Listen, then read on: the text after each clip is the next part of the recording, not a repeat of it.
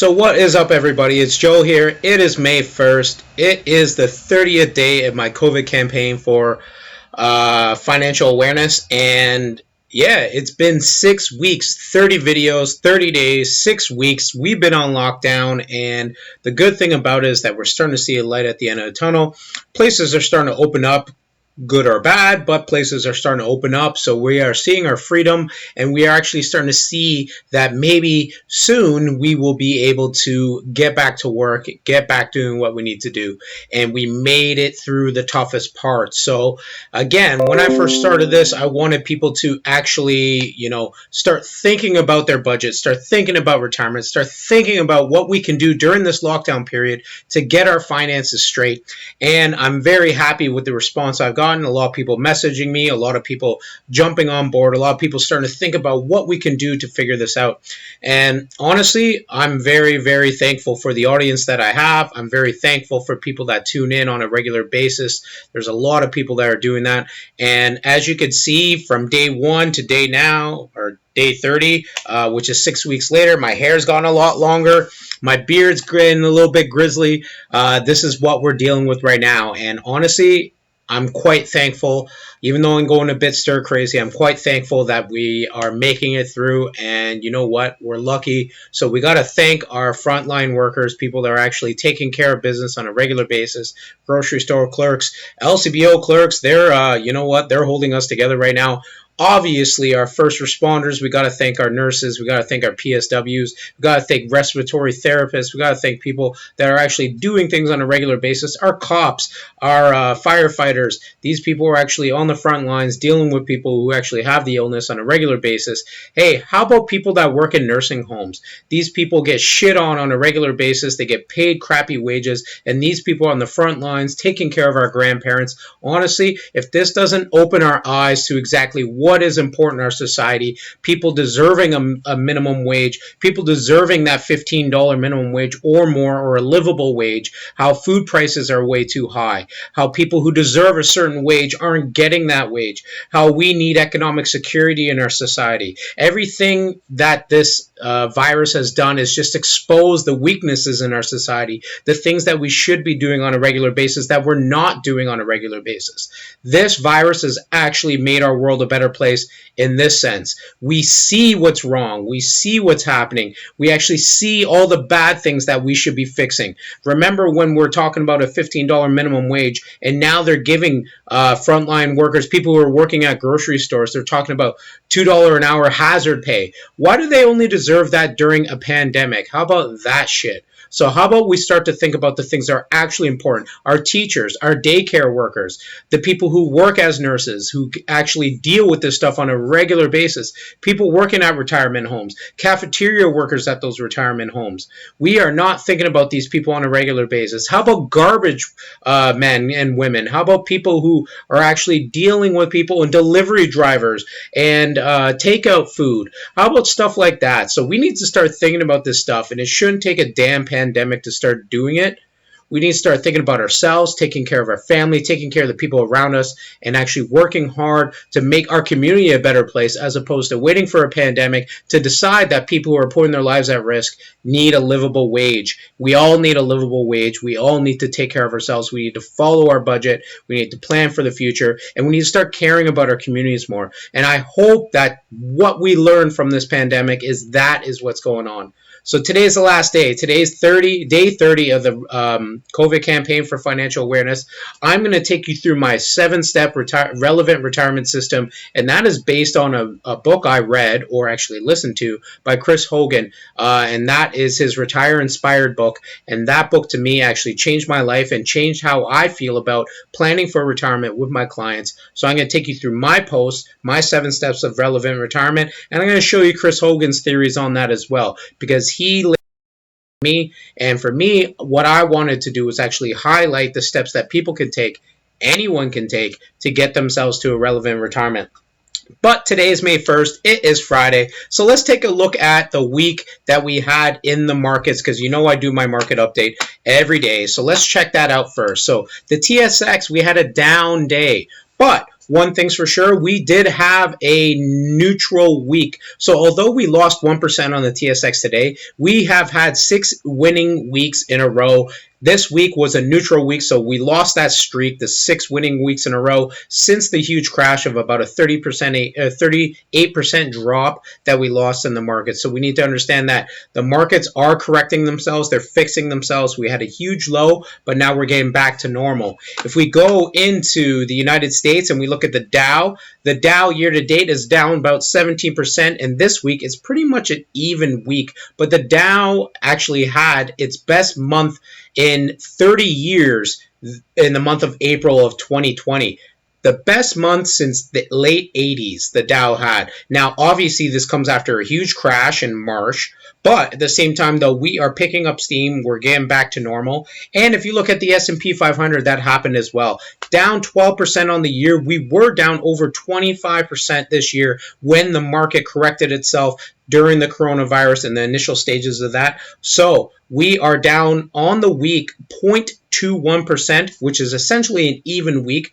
On the year though, only down 12%. Now, ultimately, if I told you when the markets crashed and lost about 30%, that on the year the S&P 500 would only be down 12% with the potential to grow, obviously there's 7 months left in the year, then you would be quite happy. So this is why we're not changing our portfolios without speaking with an advisor, without being talked off the ledge. We need to understand that the markets will fix themselves, and oftentimes when there's a massive low, they gain money back real quick. So we need to understand that we are not freaking out. This is 6 weeks and we're back down only 12% on the year when we were down over 30% on the year. We need to understand that. So we're gaining momentum back, and this happens usually in quick spurts. We don't know when it will happen, so we need to understand that we're not changing our investment allocation without speaking with an advisor, and we're not selling because we're scared. That's the biggest thing that we need to understand. So as well, we're also downloading the combo expenses worksheet. Today, my post, I'm going to be talking about all that. I want people to get their budgets in order this month. Also, CERB, the Canadian Emergency Response Benefit, this is what we need to have to actually pay our bills while we are on quarantine, while we've lost our job. If you have lost your job, please apply for this. Please put a little bit away for tax next year. We need to make sure that we're actually taking care of our bills on a regular basis. As Dave Ramsey says, our 4 walls, make sure you're taking care of your 4 walls. Keep everything in order, and you got to apply on a monthly basis, and make sure you're putting a bit away for tax because you're going to be dinged next year on that. They are not withholding tax, so you need to withhold tax, okay? So let's jump right into my post, my 7-step relevant retirement system. So this is my post. This is my system that I've created to help people retire relevantly. And honestly, I'm quite proud of it. I think that people need to actually think about this, and I think people need to actually start taking the steps right now to retire relevant. And honestly, everyone can do it. It doesn't matter what you make. It matters what you spend. It matters your priorities. So let's jump right into step number 1, the budget. So the website, budgetboss.ca. .ca, that means we're in Canada, but Budget Boss, budget. I created this website because I knew that the budget was the foundation of every retirement system. And if you listen to Chris Hogan talk about retiring inspired, where he actually lays out how you need to retire with a comfortable retirement, let alone a legacy style retirement, the budget is key. You never outgrow the need for a budget. And Chris Hogan, he echoes my sentiments on that. Honestly, if you cannot master the monthly budget, you will never be wealthy. You will never be comfortable, to be totally honest. The monthly budget, money in, money out, must be mastered. And honestly, the biggest reason that you need to master this is because, number 1, you need to stop living paycheck to paycheck, because you will never accumulate money if you live paycheck to paycheck. Number 2, if you cannot manage your monthly budget, you are going to accumulate debt. That is a fact. Number 3, not only will you accumulate debt, you need to build a surplus of money every month to actually get where you want to live in life. That's the biggest thing. That surplus, that extra money, money out, money in has to be more. So if you cannot make money in more than money out, you don't have that surplus, and that surplus will dictate your success. The bigger the surplus and what you do with it is how you retire relevantly and even remarkably is what I get into later in this post. So that's why I give you the combo expenses worksheet every day. That's why I talk about it all the time. I want people to get that money in every month and far bigger than the money going out every month. Honestly, it's the surplus that dictates your success. Number two, if you have debt, you got to get rid of the debt. And if you have that surplus, you can accumulate that surplus to help pay off the debt. If you are floating at even every month, you can't get rid of debt. The minimum payments on debt are never enough to actually pay off the debt in a reasonable amount of time. And if you don't believe me, look at your credit card or line of credit statement in the top right corner where it says, if you pay the minimum every month, it will take you 20 years and 6 months or 15 years and 5 months. That amount is far too little. You need more. You need to aggressively attack the debt. And if you don't do that, you'll never get rid of it, or it will just take you so long. You've wasted so much time. It's unbelievable. So you need that surplus, and that's why budget's number one, to pay off debt. You also need to get through your debt and then decide that you are going to be debt-free forever. You need to make it a motto for yourself to never have debt again, never have consumer debt again, never rack up lines of credit cards, buy now, pay later shit. You need to make sure that you're not doing that, because ultimately that's going to hinder your success moving forward. And the couples that I meet that are in their 40s or even 50s and they have all these lingering debts, these are the people whose retirement is actually at stake when they can't pay off these debts or don't pay off these debts, and they're not saving and they're not investing.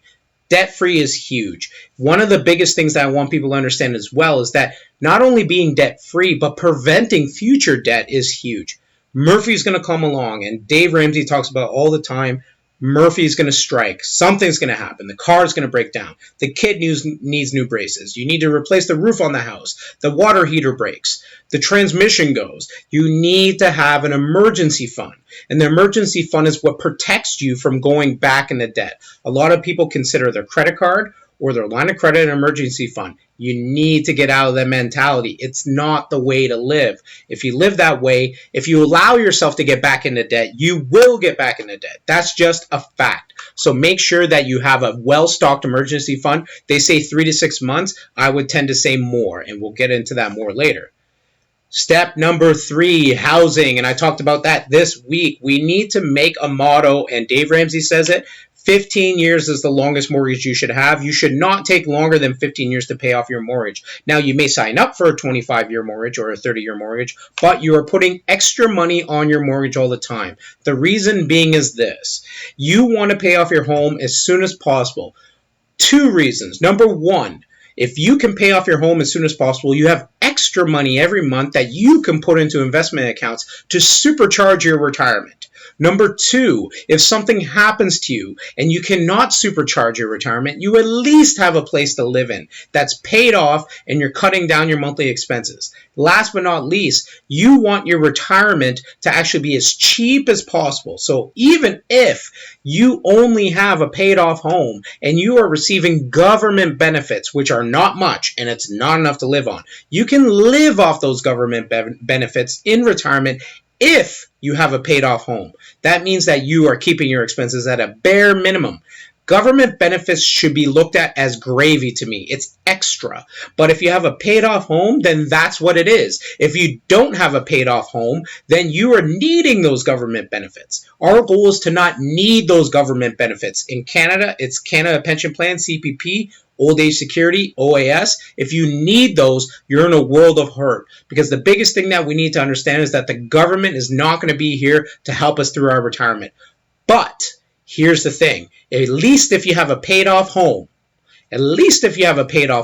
you can live somewhere in retirement at a bare minimum. No one can take that from you. If you don't have a paid off home and you don't have a retirement income coming in, you are straight up screwed. And there's a lot of people right now that are living in that situation, and we need to get ourselves to a position where we're putting huge deposits into our investment accounts because we don't have to pay a mortgage. The goal with the mortgage is to have the least amount of mortgage payment as possible, and the least amount as possible is 0. And if you pay off your home, that's what you're going to do.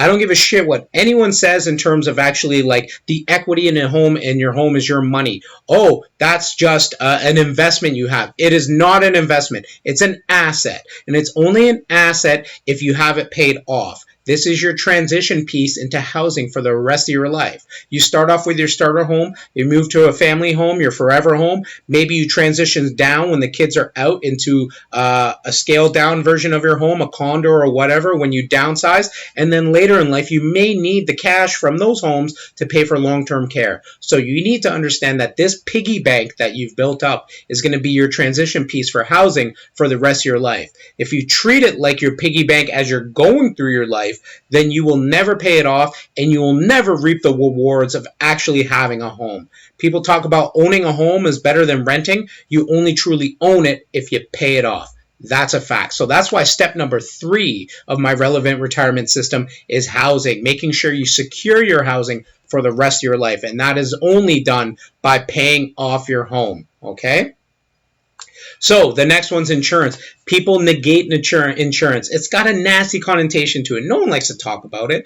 It feels like you're throwing your money down the drain, but here's the issue. There's so many things that are going to happen in your life that actually stop you from doing what you're doing. First of all, if you lose a spouse, God forbid, your family can be financially devastated. Ultimately, most families rely on 2 incomes. If one of those incomes stops, then you are toast. This is why I recommend people have term insurance. You get the most amount of insurance for the cheapest price possible. I would recommend 12 to 15 times annual income for each spouse, or 12 to 15 times annual income for yourself.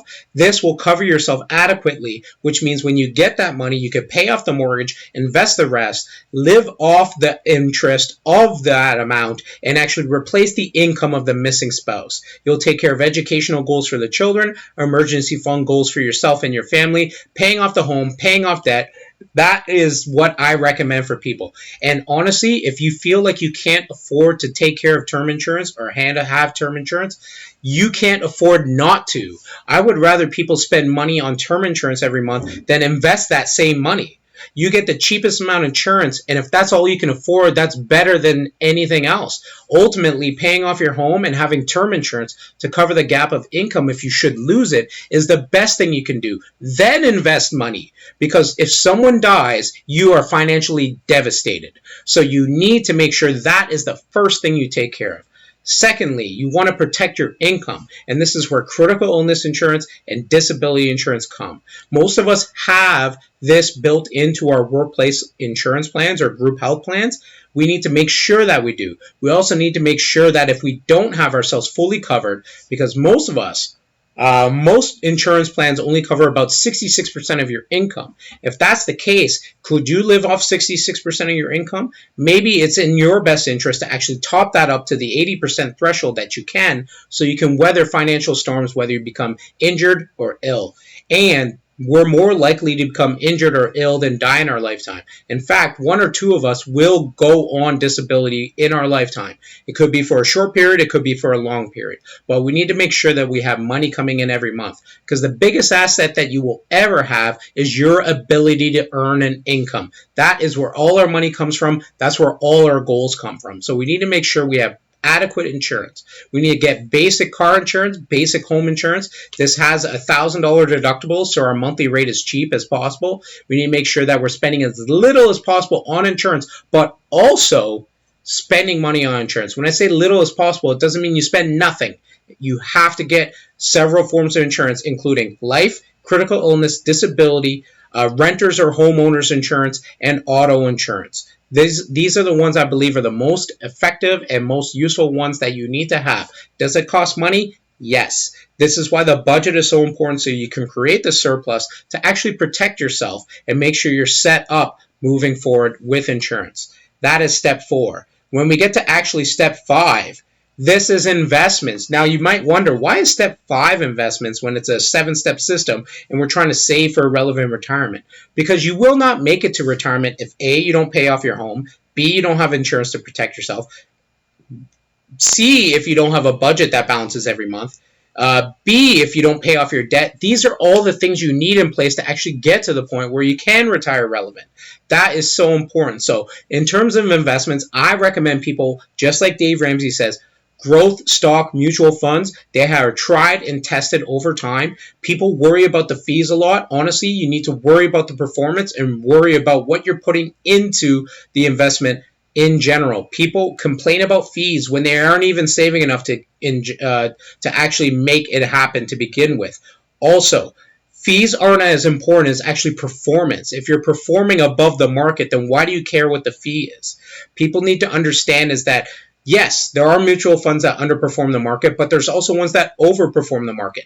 Find the ones that overperform the market on a 5-10 year track record and invest in those. I look to 4 areas. I look to growth, income and growth, overseas markets, and emerging markets. That for me are the 4 areas. I look at North America, Canada, and the US. I look at Europe, and I look at emerging markets. For me, that 4-step area is the way that you can actually retire relevant. And these stocks have been averaging about 8 to 12% on an annual basis since the inception of the stock market. So what we need to understand is that if we actually put our money in the right place, fees and whatnot do not matter. It's about goals and achieving your goals. So also, I want people to automate their investments. Put money in on a regular basis. If you put money in on a regular basis, and this is called dollar cost averaging, that means even when the markets are down, you're actually gaining. So let's say, for instance, we have a huge decrease in the markets, like last month. Let's just say it went down 50%.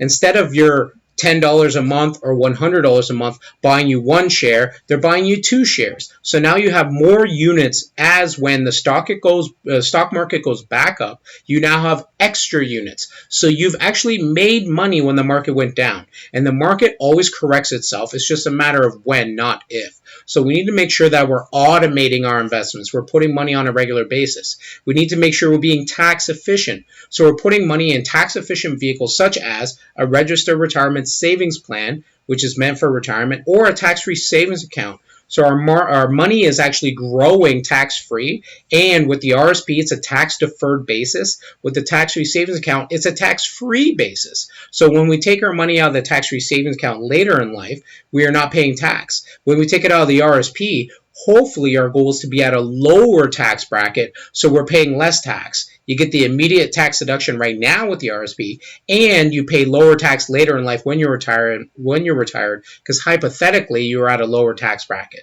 So those 2 avenues are the best way to put your money, and taxes are honestly the biggest thing that will erode your money in retirement. So we need to make sure that we're putting our money tax efficiently into our retirement accounts and doing it on a regular basis. So that is the investment portion of it. Honestly, looking at this way, the earlier you start, the better, but oftentimes we can't start early. So what we need to do is actually get started right now. The best time to start is yesterday. The second best time to start is right now. Steps 6 and 7 are a little bit different. Let's get to a remarkable retirement.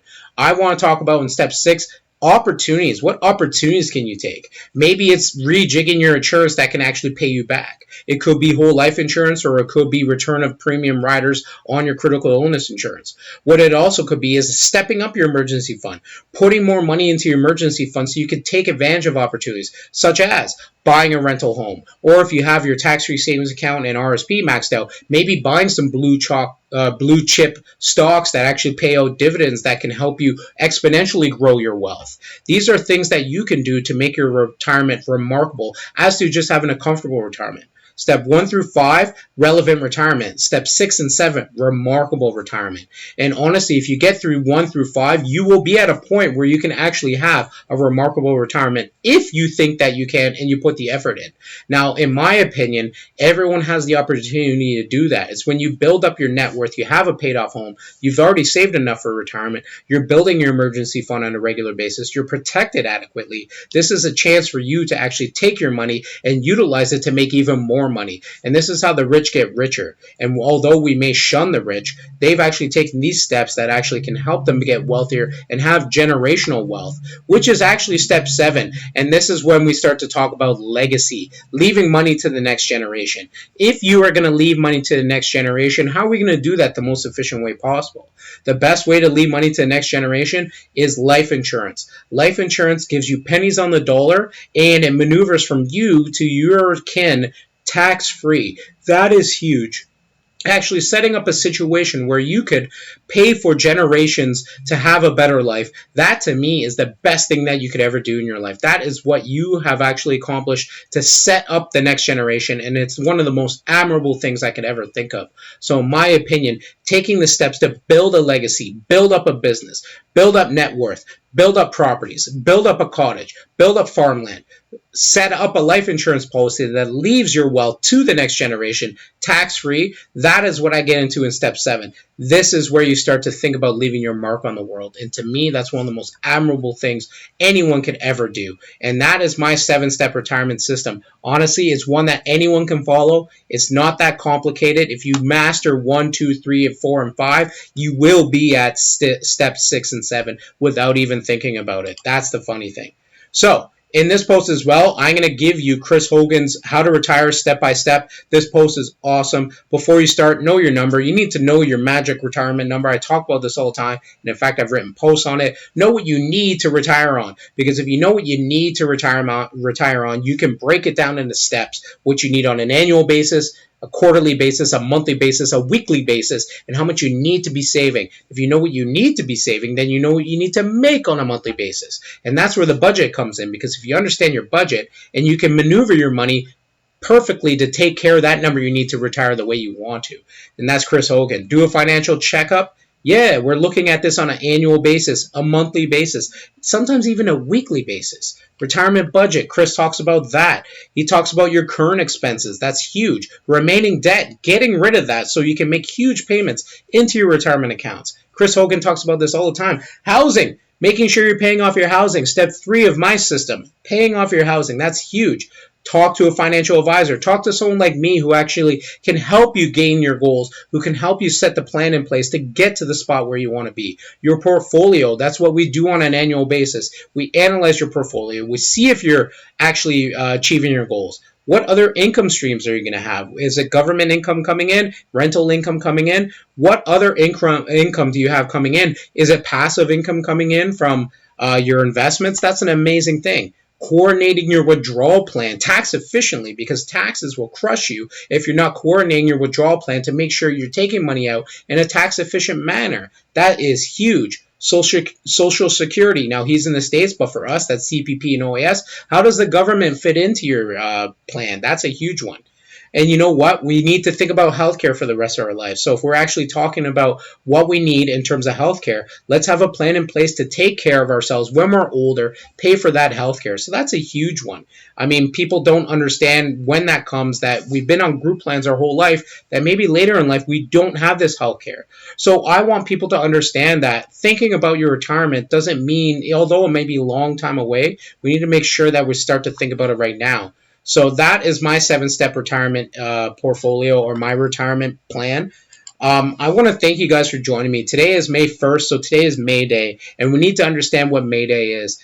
I want people to start thinking about the worker. People have lost their jobs. People have lost their group health plans. People have lost their group retirement plans because they've been laid off or because they don't have work anymore. We need to start thinking about the worker, and you're the worker, I'm the worker. People won't pay us our worth unless we demand our worth. And my whole thing about all of this, the only reason I do any of this is because I believe that we all should be self-sufficient. I believe we should demand our worth. I believe we can only start demanding our worth if we get to a position of empowerment. And the only way we can do that is to be financially stable. We can demand what we're worth if we actually have a plan in place to be financially stable, take care of ourselves, take care of the people around us, and have an abundance mentality instead of a scarcity mentality. I've been in a position in my life where I couldn't pay my bills. I owed everyone money. I didn't know what to do. And at that point, I would have taken anything I was given because I was scared to actually demand my worth.